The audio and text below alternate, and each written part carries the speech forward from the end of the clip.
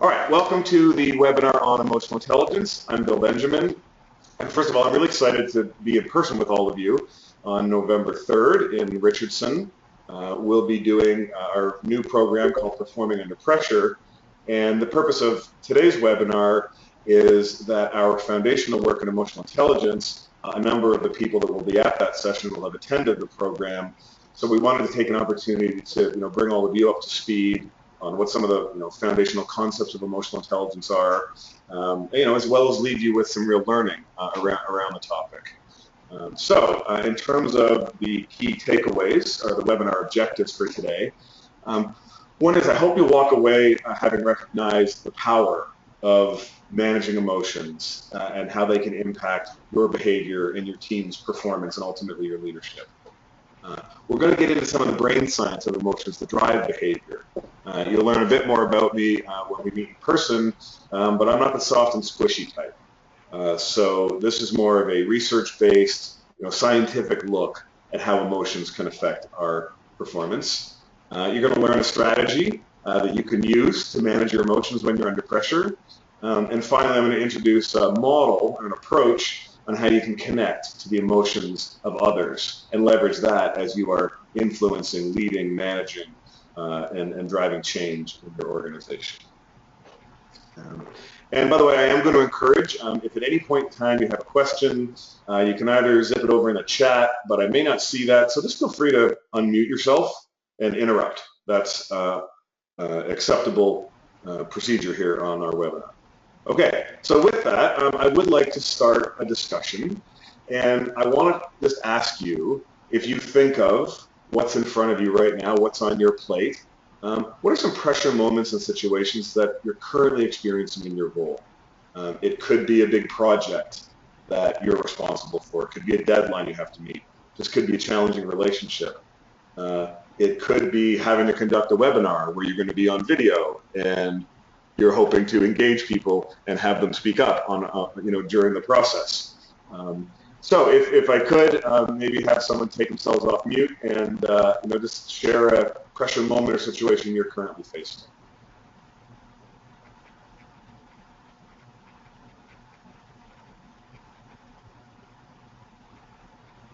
Hi, Bill. This is Jason. I think one of the pressure moments I'm facing right now is transitioning roles and taking on new projects while I currently have old projects that I'm trying to finish. Right, the old doing two roles at once. Mm-hmm. Yep. Yep. All right, thanks, Jason. All right. Who else has a pressure moment or situation they're facing? Bill, this is Janine. Hi, Janine. And a issue or moment would be that, we are constantly trying to address budget issues and implementing opportunities to improve our budget shortfalls. Yeah, it's that time of year, isn't it?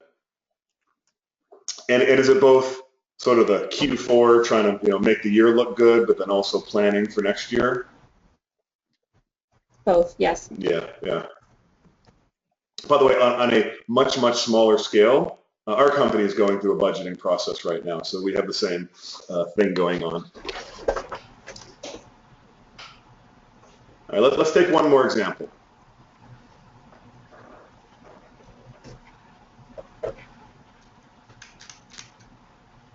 Hi, Bill. This is Jean-Michel. I'm currently working across the enterprise on a focused project, I guess, specific to our PCP work, assigning primary care physicians. It's a very fun space as I'm learning. And I think it's just trying to bring awareness across the enterprise to not only the retail scenario, but then also sort of all the inputs from network provider, et cetera. So just kind of working across all those teams to build awareness to some of our opportunities to improve that space. Yeah, thanks, Jean-Michel. Most of you wouldn't know this, but I've been working with HCSC now for almost 10 years. In fact, we started with Pat Hemingway Hall when she was in Texas. And, a very common theme, and I've been delivering programs there now all these years, is that influencing across a matrix, the influencing without authority. Because the organization's grown so much, That's a consistent challenge that we hear. I'll add one more that I'm sure all of you are experiencing, just all the change. Your organization, it's a bit of a perfect storm. You're in healthcare, you've got your own internal organizational changes going on, you've got a new CEO coming in. I mean, there's just lots of change that you're all dealing with, and change, does create pressure. And so, just part of the goal of today is I actually hope you walk away with some insight and some strategies that you can apply to some pressure moments and situations that you're currently facing. And of course, what we're going to be looking at is how can being intelligent about your emotions help you perform at your best when you're facing these situations. Okay, what I'd like you to do now is we're just going to do a little bit of look at leadership. I'd like you to take a moment and think of 2 or 3 individuals in your life who you think are exceptionally good leaders. And I want them to be people that you've personally worked with. It could be someone who you work with now, could be somebody who mentored you at a previous organization or when you were younger, can even be somebody in your personal life. And I'd just like to take a moment and just grab a piece of paper and a pen and just jot down a couple of the qualities that made those leaders exceptionally good.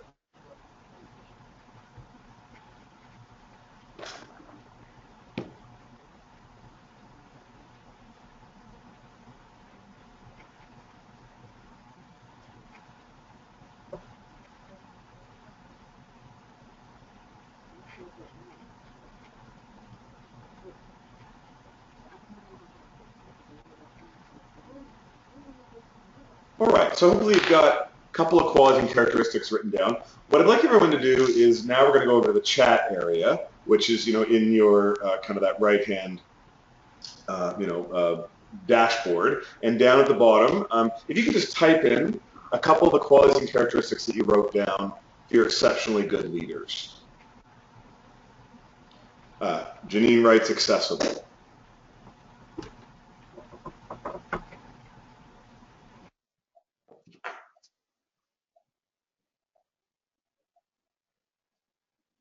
All right, let's see if we can have some other folks find the chat room. Decisive, calm during chaos. That's a good one. Thanks, Jason. Approachable, very good. Good listener, confident, compassionate, action-driven, collaborative. Wow, what a great list. Listener, genuine, inspiring, and calm, authentic. Great. Okay, so we got some sense of some of the qualities and characteristics related to an exceptional leader.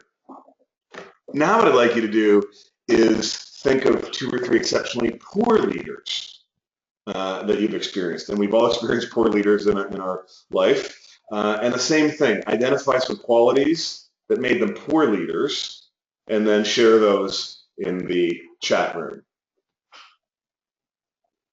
Self-absorbed. They don't listen, which is just the exact opposite of the ones that listen. Manage up but not down. Egotistical. Thanks, Judith. Micromanager, I get accused of that. Unorganized, all talk and no walk. Yep. Yeah, self-referential, self-motivated, disengaged. As soon as you'll notice you hear selfish a lot. Self-motivated, self-interested. All right. So thank you for sharing all of those. We're going to come back to those in just a moment. But the first thing we're going to do is I'm just going to share this. That there are 3 areas of competence that we all operate within. There's your IQ. That's how smart you are. And by the way, for any of you that are under the age of 16, you can still improve your IQ. But I think most of you on the line are over the age of 16. Your IQ is pretty much fixed, which is either depressing or a great relief. I'm not sure which. Then there's your technical skills and job knowledge. That's everything you've learned to do your job. So somebody in finance, that's their knowledge of Sarbanes-Oxley and forming spreadsheets and whatnot. An IT person, that's their knowledge of networks and programming and such. And there's everything else that's come to be known as your emotional intelligence. I want you to think back to all those qualities and characteristics, both your own and all the ones that shared, and think, what percentage of those qualities and characteristics was about the person's IQ? Did we have a lot of smart, brilliant, knew all the answers? Pretty low, right? How about technical skills or job knowledge? How many of the qualities and characteristics had to do with, knew the business, knew the industry, had a lot of experience? It's very few, wasn't it? How many of them had to do with their emotional intelligence, something else? Was able to listen, caring, decisive, on the other side, selfish, unresponsive, those sorts of things.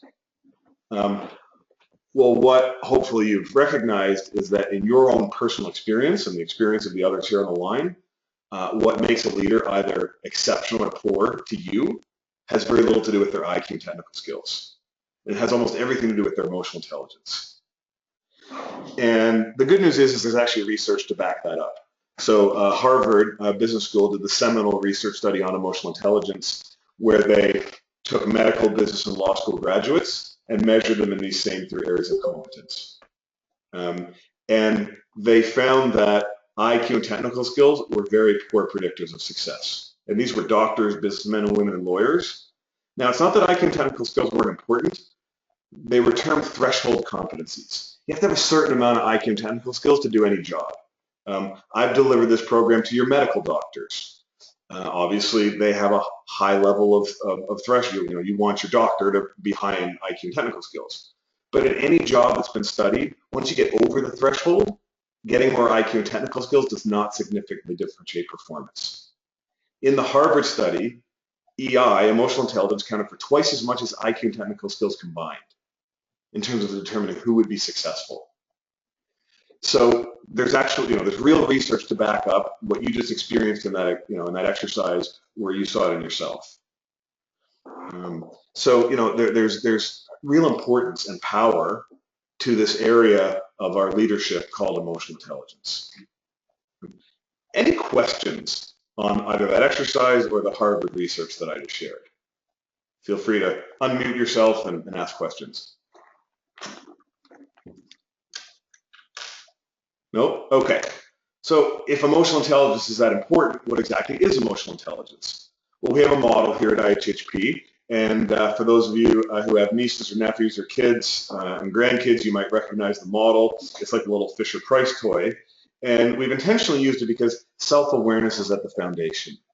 And self-awareness is simply, are you aware of the emotions that drive your behavior and what impact that has? Okay, what's an example of that? Well, when I was first learning about emotional intelligence, and it was actually 18 years ago when I first attended an emotional intelligence program myself, if I was in a meeting and I was sharing an idea and somebody made a suggestion that felt like a criticism, I would immediately get a little defensive. That's a natural emotional reaction to feeling criticized.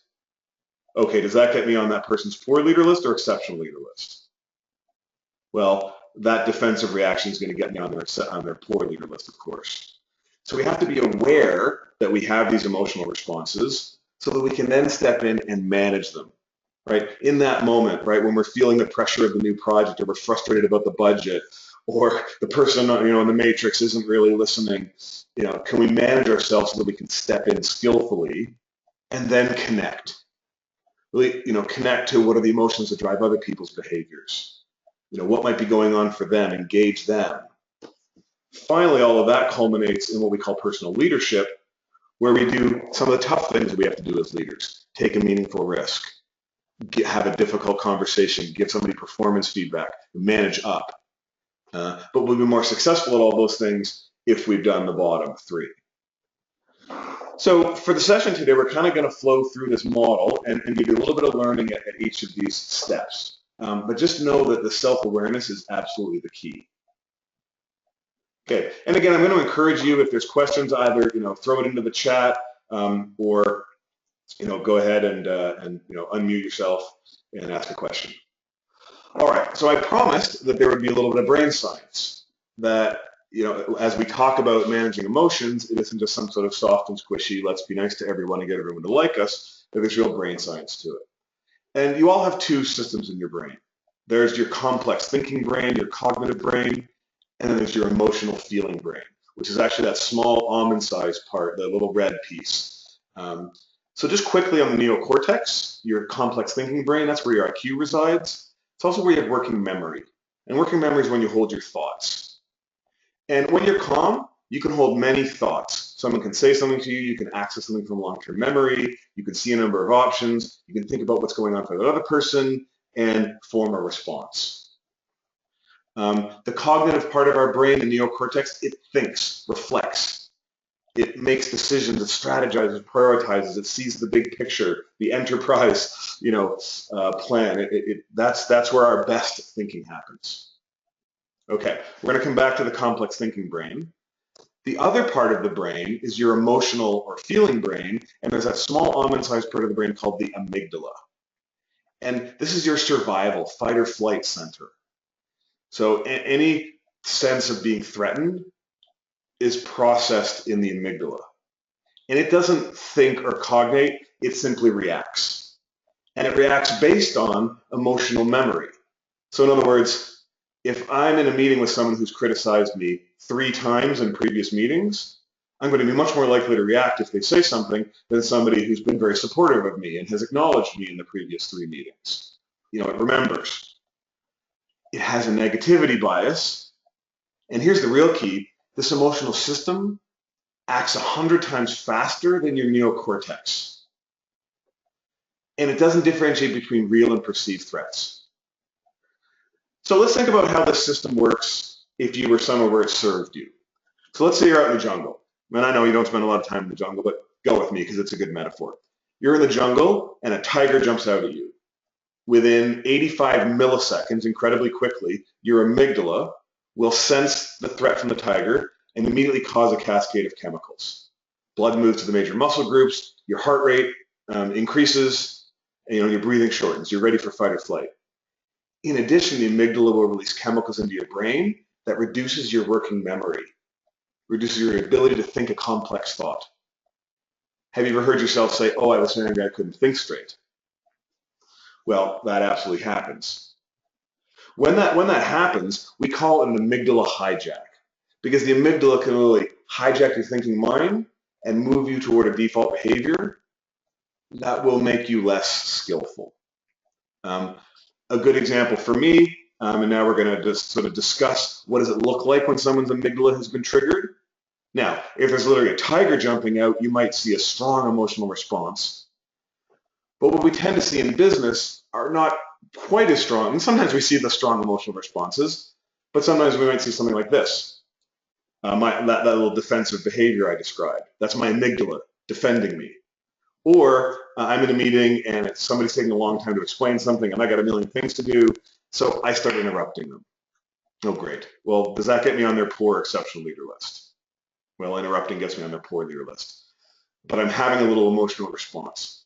Okay, so I want to have an interactive discussion now. So if you could, unmute yourself when you're ready.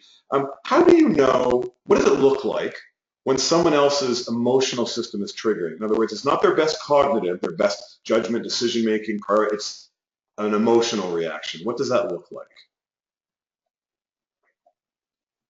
They flush, flush red. Yeah. Well, you get, some people say they flush red, other people say all the blood rushes out from their face. Right? We're all a little different. So yeah, they make it flushed. They roll their eyes. Yes, absolutely. Yes, especially that one tends to apply a lot to teenagers. For those of you on the line who have teenagers. Yep, what else? They can become very animated. Yes. Or loud. Yes, absolutely. At home, especially, I get my daddy voice. I kind of raise my voice. Yeah. Now, a lot of those are the sort of more sort of fight responses, because remember, the amygdala manages our fight or flight responses. What might a flight response look like?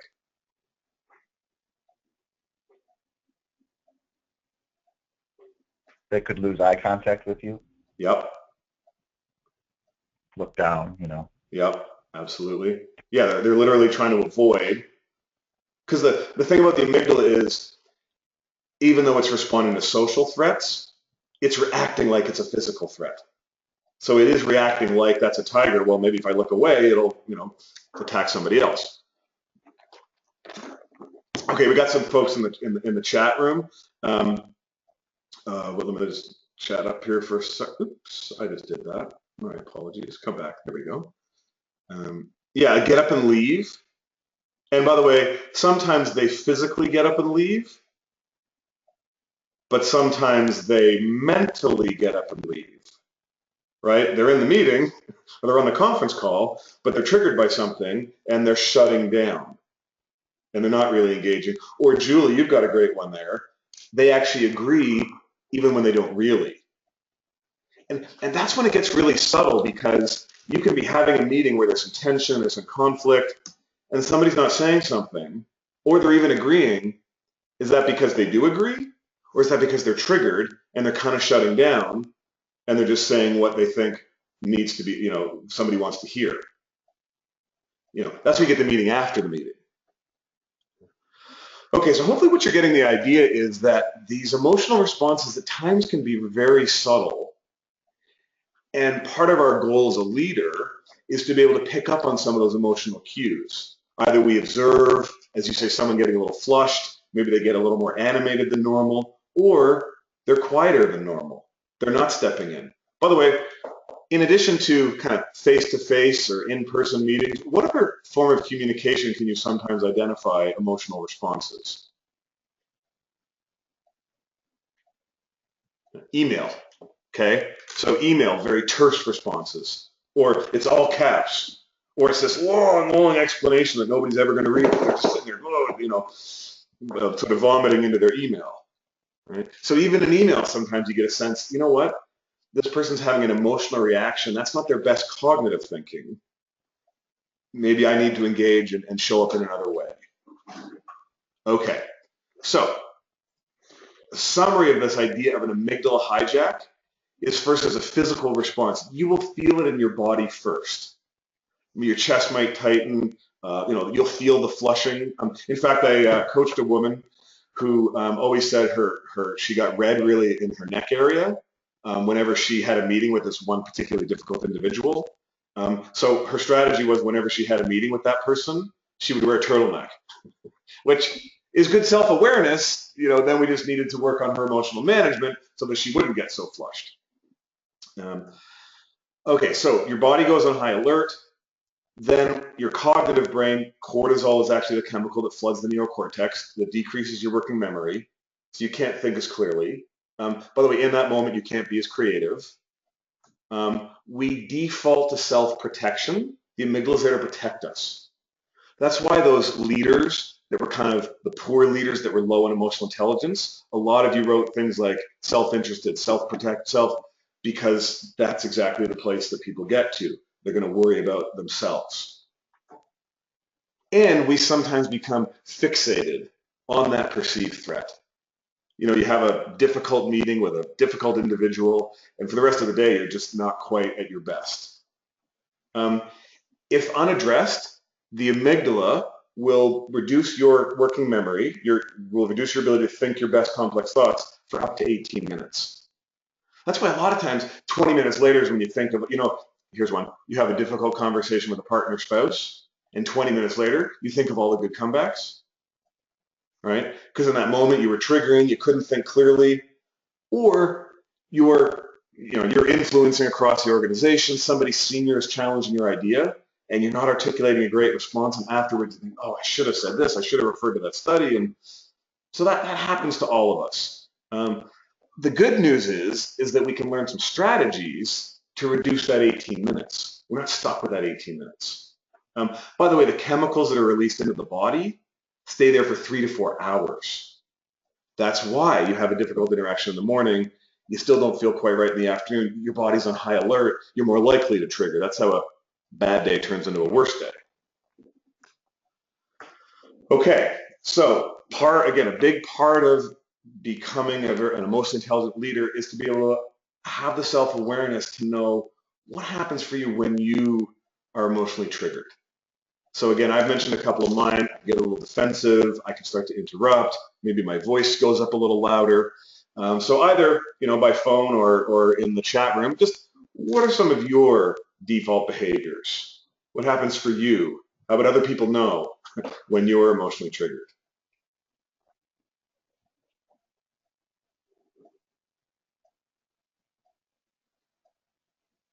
Aha, Janine, thank you. Talking fast. Absolutely. Very good.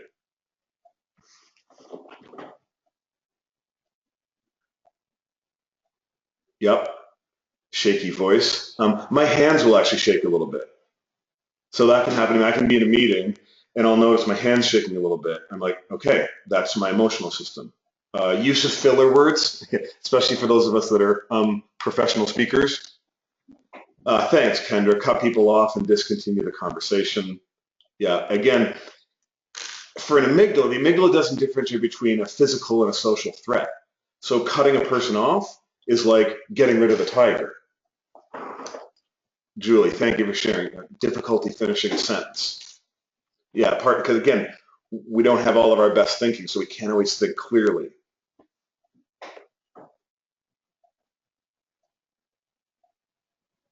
Great. All right. Well, thank you. So again, I really appreciate all of you sharing some of this. And the thing I'll tell you is it's normal. Everybody has these experiences. Everybody has this emotional system. We all have this chemical system that works the way it does with the amygdala that sometimes gets triggered. A big part of it is can you be aware, first in yourself, because you remember at the bottom of the model is self-awareness, and then learn how to manage it so that we can ultimately connect with others.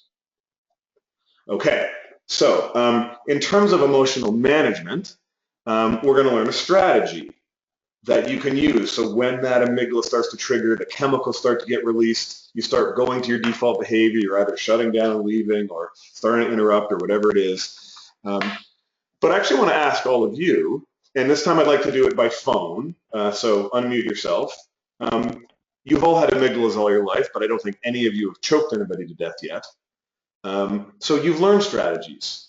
They don't always work, or you always forget, sometimes you forget to apply them, but you do have strategies. So what have you learned, over your lifetime can help soothe your amygdala when it starts to trigger? And if we could share that by phone, that would be lovely. I think for me, it's taking a breath, taking a few deep breaths and slowing that heart rate down and try to get some oxygen in the brain to think more clearly helps. Yeah. So. Thank you. You're absolutely going to learn just how powerful that is. Key part of the strategy. Yeah.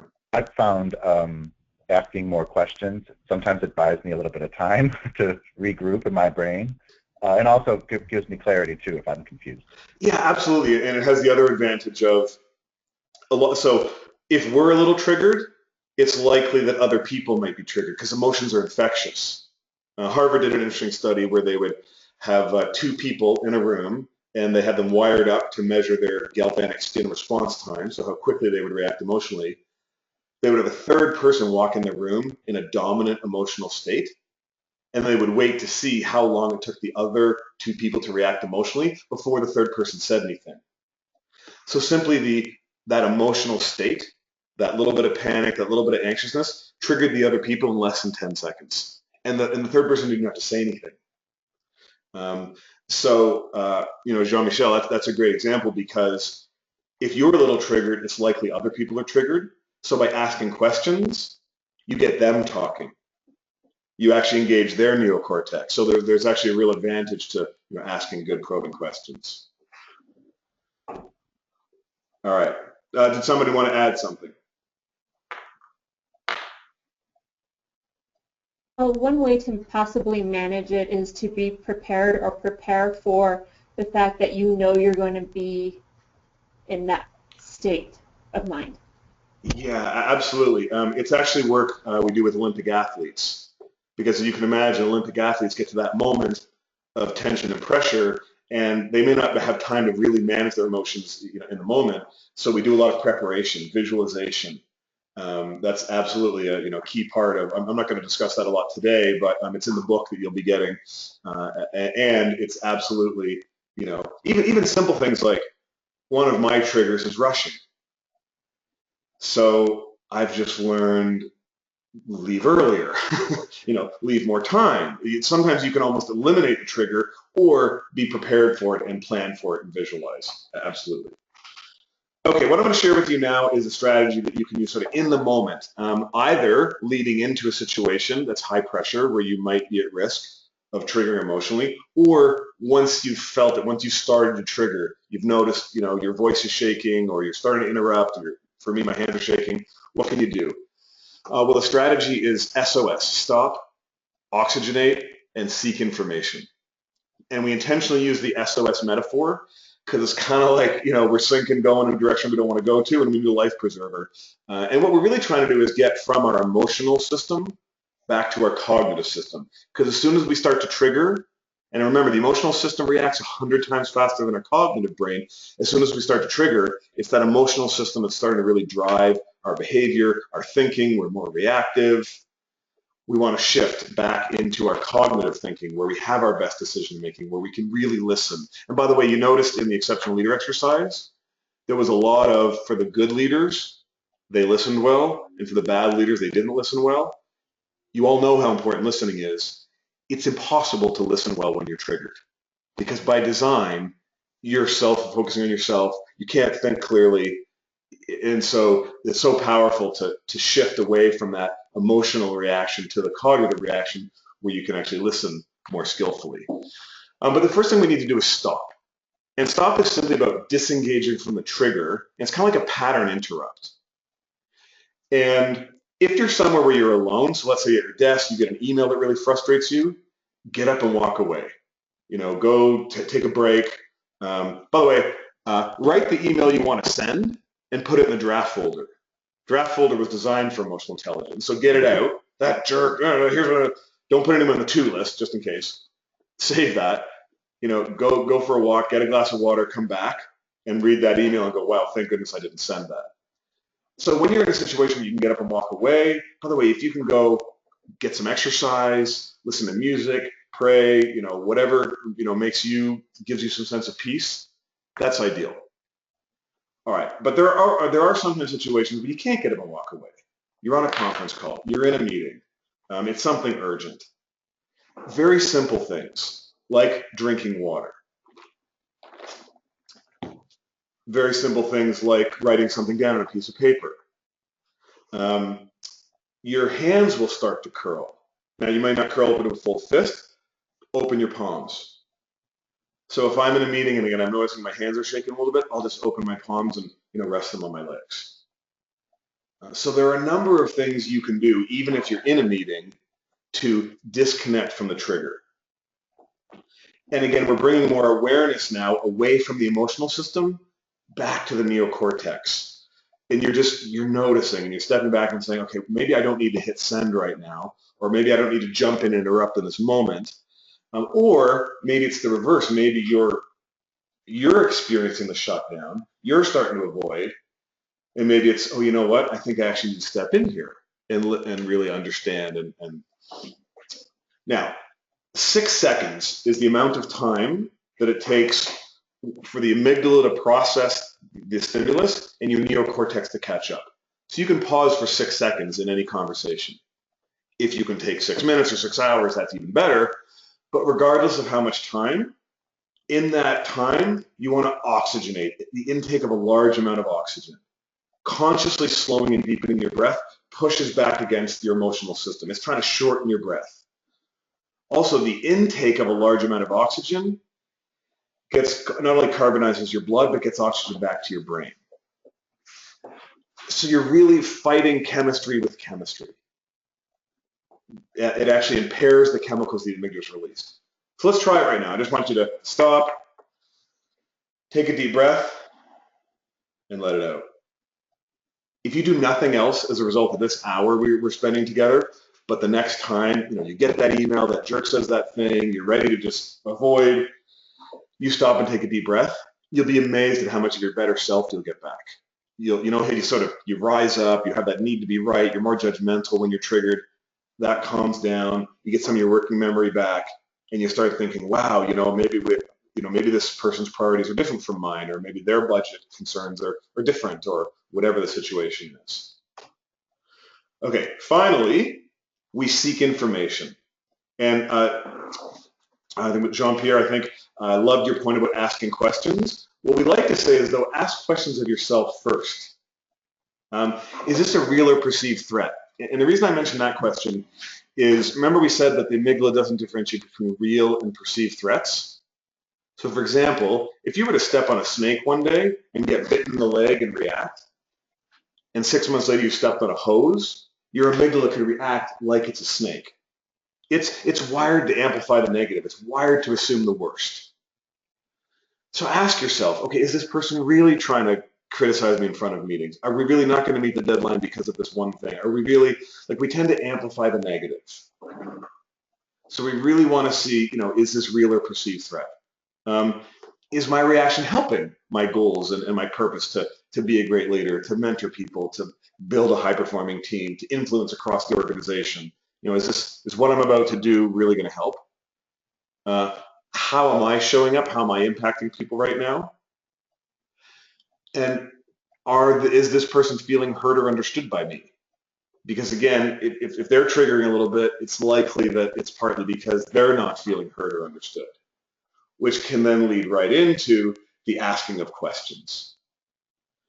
So first we ask questions of ourselves, then we start asking so that we can get ourselves to a place where we are calmer, and maybe we're not 100% calm, but we've gone from a high degree, sort of amygdala hijacker response. We're a lower degree. We're a little bit better able to not react, to listen, and to ask those good probing questions. As I said, now you're able to re-engage with perspective and curiosity, because the ironic thing is when we're triggered, we become more certain, but we actually can't see as many options because we've lost that working memory. We literally lose our peripheral vision. We actually can't see in our periphery. So it's funny, but we become more certain, right, that we're right, or that this needs to be done this way, or this person means this. So that stop, deep breath, ask myself how I want to show up right now. Is this real or perceived? That allows us to engage with perspective and curiosity.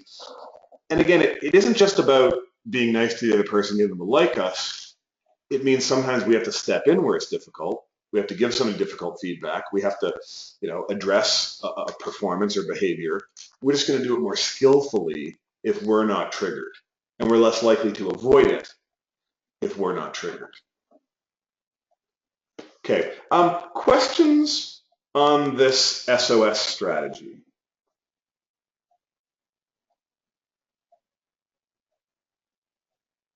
No? Okay, it's making sense. All right.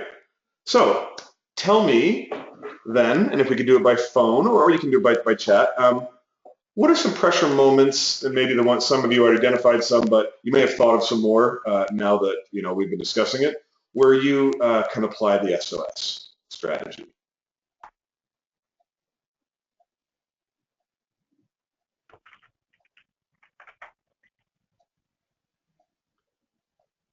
I've applied it in ineffective meetings, when they meetings that are going on and you're not focused and you're not seeing an outcome.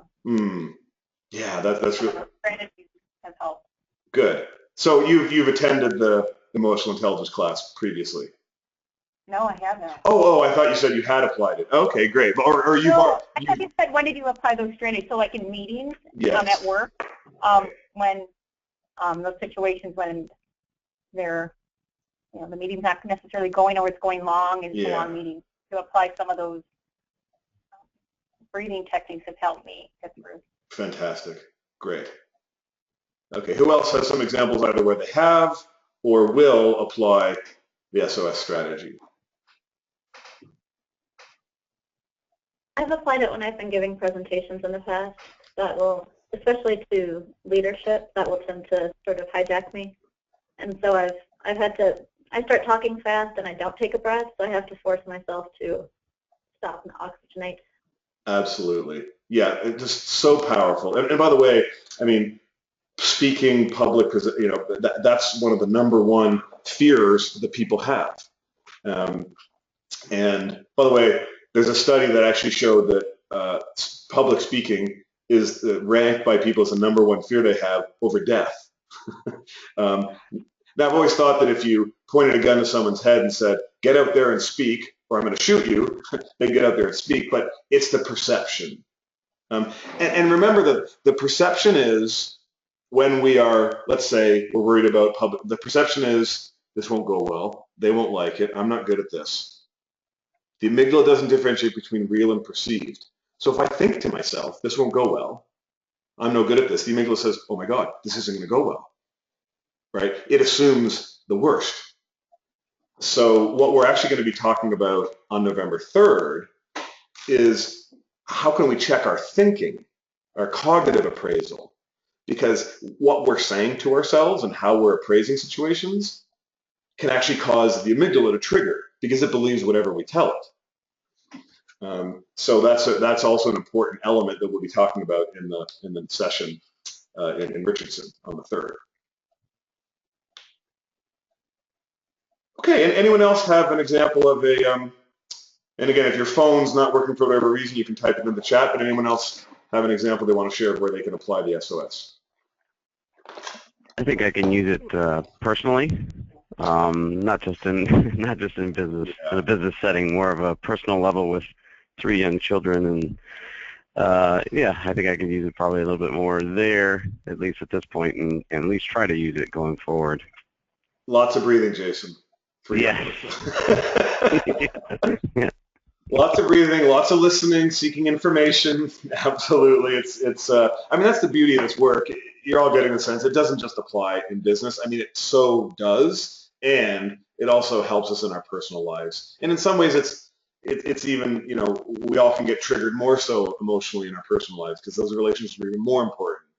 You know, but sometimes we get that little bit more grace to not behave as skillfully, yet those are the more important relationships. So for sure, and what we know is if you're practicing applying this at home, you're developing the default behaviors, you're practicing that you can be able to then apply it at work. So try it at home, try it at work, it doesn't matter the situation. You know, your emotional brain is relearning. So it's great to be able to apply it at home. Thanks, Jason. Yeah. And I think I actually I show more signs at home in a personal setting than I do in a business setting. So, but I think I do it in both cases, but I think I feel like I do it more at home. Yeah, you know, thanks, Jason. And for most people, it's a little more subtle at work. In other words, there's a little bit more boundaries around, you know, the behavior. So we kind of find other ways for it to come out.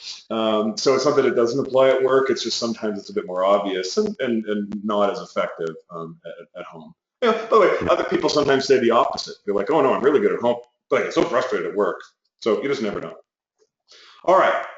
So we're going to assume now that we've been working on our self-awareness. You're aware of your emotional system.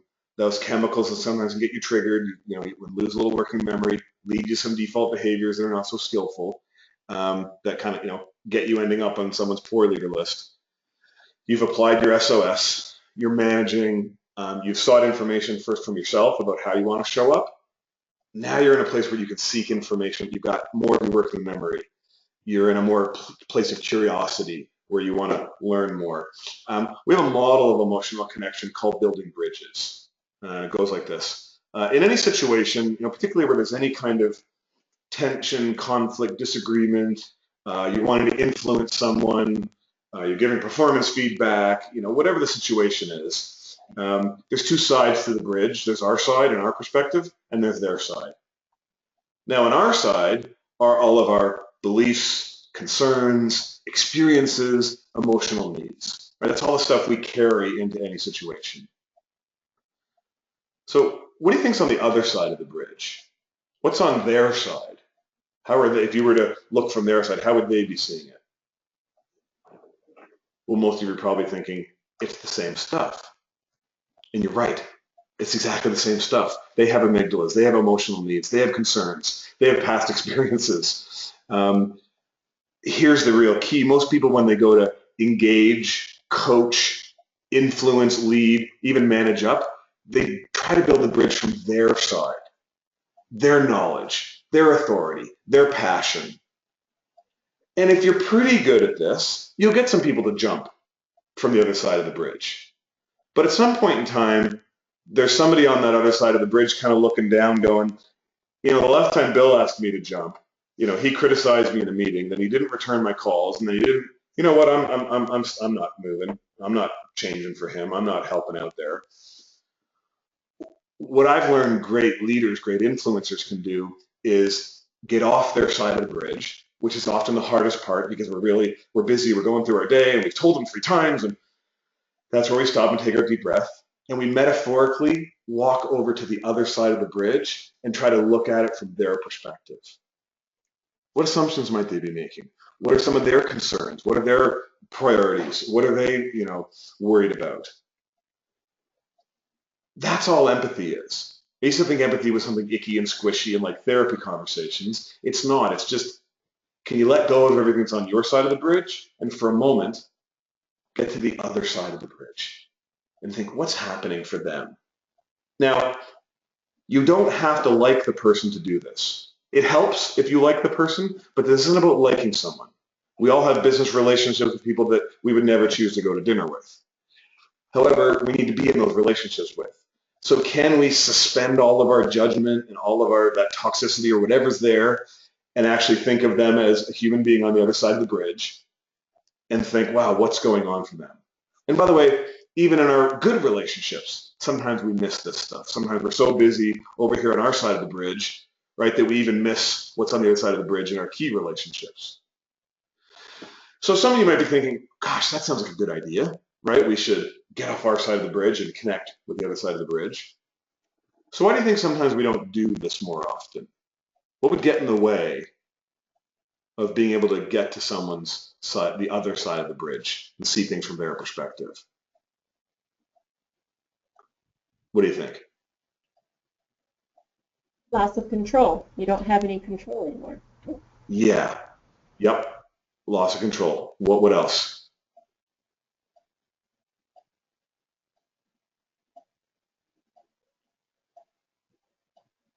Anything else get in the way of doing this? What don't we have a lot of? Julie, the need to be right? Yes. Let me address those two, because what happens is when we think we're going to go to the other side of the bridge, we do think we're going to lose control, we're going to have to not be right, or we're going to have to give in. This is not about giving in. This is not about giving up our control. That's when we sometimes we confuse sympathy for empathy. Sympathy is when we get to the other side of the bridge and we hear all the issues and all their concerns, and then we're like, oh, we have to give in. Empathy is get to their side of the bridge, understand what's going on, but don't get stuck there. Go back to your side of the bridge and step in and hold them accountable, have high expectations, hold them accountable to their, whatever their deliverables are. But you'll be so much more effective at doing it because you started on their side of the bridge. So this isn't about giving in or giving up control or even having to agree. It's simply about understanding and acknowledging what's on their side of the bridge, which then lets their emotional system disengage, allows them to step in, be able to hear your side better. And often, we're not always 100% right, right? Sometimes we don't have sometimes we hear something from their perspective, like, oh, that's a good point. Maybe we can combine. And that's where sort of, collaboration is and teamwork. So I do like your point about, by the way, Diana's asking me if I should be on a new slide. Are you all on the slide that says their perspective and an arrow going back from the right side to the left?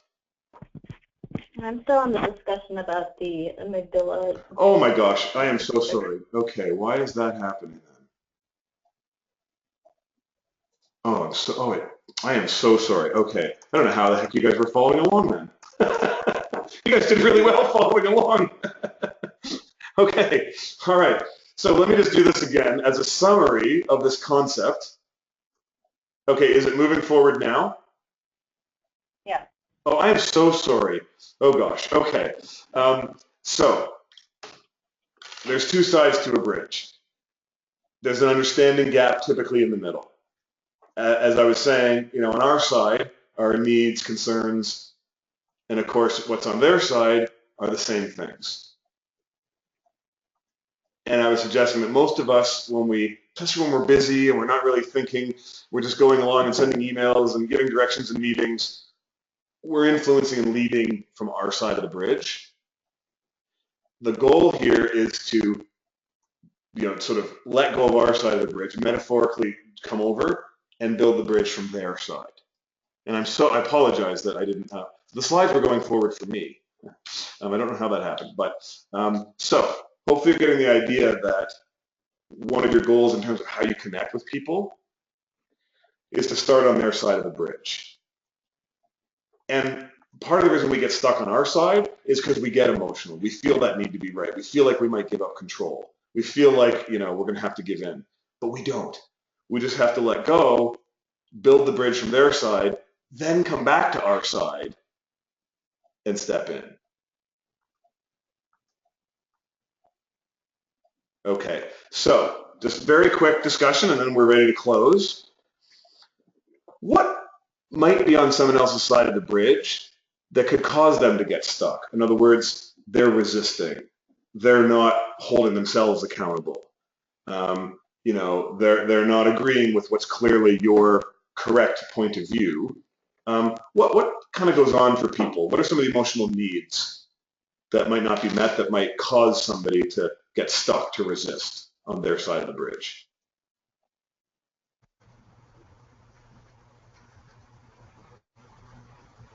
They might have to admit lack of knowledge about the subject matter.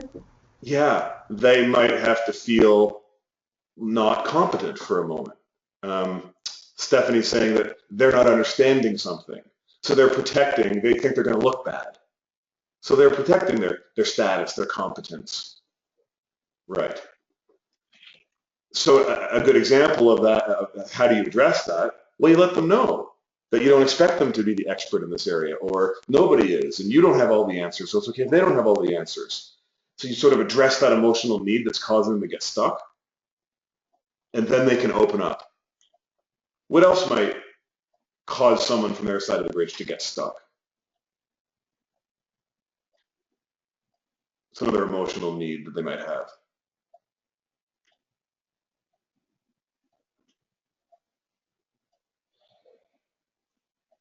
I'll give you an example. If they don't feel valued, they don't have the right resources, so they don't feel they can be successful. They don't feel valued or respected. Maybe they didn't feel included. They don't feel they have a voice. They don't feel in control. So all of the things that you were talking about on your side of the bridge are the same things. Yeah, they don't feel listened to. Thanks, Judith. So as you get good at this, you start to recognize that often what's holding people back, what's causing them to kind of behave emotionally, is there's these emotional needs that aren't getting met. And it doesn't mean you have to run around making sure everybody's emotional needs are met. That's not your job. However, sometimes it's easy to recognize, someone didn't feel included. And just say, oh gosh, I can understand why you'd be frustrated that you weren't included. So help me understand more about your view of this. Just they got acknowledged, then they're more likely to open up. Sometimes, by the way, you can make adjustments if they're not feeling valued. You let them know. Okay. So you're getting the idea that once we have calmed ourselves down, we've recognized our emotions, we've applied our SOS, we can step in and connect and understand kind of what's going on from their side. Then we pull that all together in personal leadership, where we hold on to what's on their side of the bridge, but we also step in and lead. We roll out a change they don't agree with. We give, difficult feedback. We manage up. But we do it in a way where they understand, they felt heard, they felt understood. Okay, so summary today. Number one, I hope what you're walking away with is understanding that managing emotions under pressure is critical to your performance and leadership. And just the self-awareness and emotional management can keep you from some of those derailing behaviors and emotions. Number two is that self-awareness. You'll start to notice now when you get triggered by something. Start to identify what some of your default behaviors are, so you can't manage what you don't have, what you don't, not aware of. Use your SOS, and by the way, practice it in some of your less triggering moments. So, for example, you're running late, you're at the grocery store, you're in the 12 items or less checkout line, and someone in front of you has 14 items, because you counted. Stop, practice, traffic, whatever. And just start to think about practicing on someone else's side of the bridge as you go into a meeting, as you read an email. just think, gosh, what might be on their side of the bridge? Doesn't mean I'm going to agree. Doesn't mean I'm going to give in. It just means I'm going to understand a little bit better what's going on for them. And as Jason, as I heard you saying, you're going to apply, sure, your team, your peers, your boss, but also with people at home. And if you've identified something you want to put into practice, tell someone else. It's really hard holding ourselves accountable. So I hope all of you have kind of an accountability partner or a mentor or a friend that you can go away and say, hey, I just had this hour webinar and I learned I want to do this in this situation. Tell them and get them committed to. Okay, here we are ending right on the top of the hour. I can stay for a few minutes if anybody wants to stay on and ask questions. Our website, ihhp.com, has tons of great information. Thank you for all of your engagement, and I'm really looking forward to seeing everyone in person in November. So that will be the official end of the session. In fact, I'll stop the recording.